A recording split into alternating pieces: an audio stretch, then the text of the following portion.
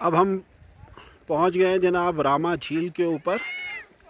रामा झील अस्तूर से तकरीबन 1 घंटे की मुसाफत पर वाक़ है।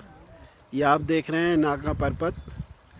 नागा परबत के बिल्कुल दामन के अंदर वाक़ ये झील है और बहुत ही खूबसूरत झील है। ग्लेशियर्स से पानी आकर यहाँ पर जमा होता है। अस्तूर जो कि चिलास से तकरीबन 3 घंटे की मुसाफत पर मौजूद है, अस्तूर से तकरीबन 1 घंटे की मुसाफत पर रामा झील मौजूद है।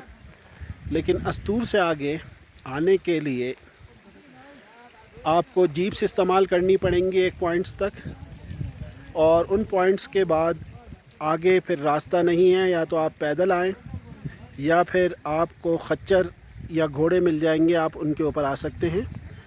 लेकिन एक हसीन तफरीही मुकाम है और इस वजह से भी ज़्यादा खूबसूरत है कि यहाँ से ग्लेशियर्स को गुज़र कर आप आएंगे। ग्लेशियर्स का पानी आप देख सकते हैं, ग्लेशियर्स को देख सकते हैं। यहाँ पे लोग बहुत कम आते हैं, इस वजह से अभी तक इसका कुदरती हुस्न बरकरार है। सिर्फ़ एक होटल यहाँ पर मौजूद है जहाँ पर आप चाय, खाना और दीगर लवाज़मात से लुत्फ़अंदोज़ हो सकते हैं।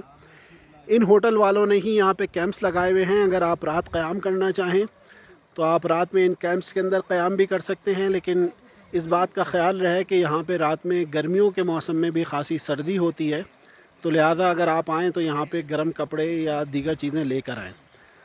दूसरी चीज़ ये कि रास्ता दुशवार गुजार है, तो लिहाजा छोटे बच्चों को लाना है तो आपको या तो पैदल लाना पड़ेगा, पैदल मुश्किल होगा, तो खच्चरों पे लाना है, तो लिहाजा इसके लिए भी आपको ज़हनी तौर पे तैयार होना है।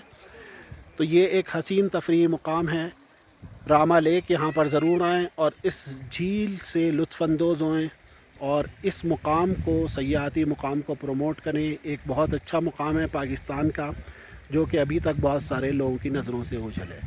बहुत शुक्रिया।